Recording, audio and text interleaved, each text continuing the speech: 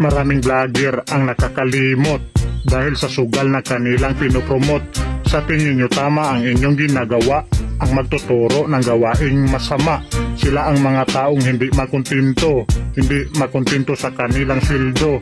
Kaya ang payo ko, huwag nyo silang tularan, ang magtuturo ng mga kalukuhan. Ang pagsusugal ay maling paraan upang makaahon ka sa kahirapan. Kaya dapat palagi nyo itong tandaan, ang pagsusugal ay ating iiwasan. Hindi ko nabanggitin kung sino kayo dahil kilala kayo ng mga tao.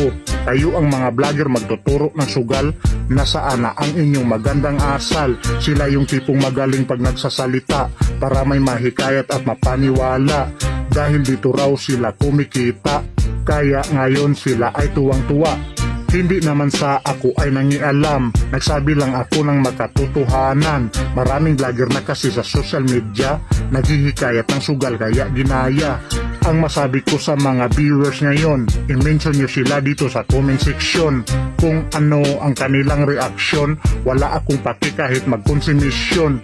Huwag kang magagalit kung natamaan ka sa aking ginawa ngayon na bagong kanta. Pakinggan nyo si Tans pagkat ito'y seryoso, walang halong biro, lahat ay totoo.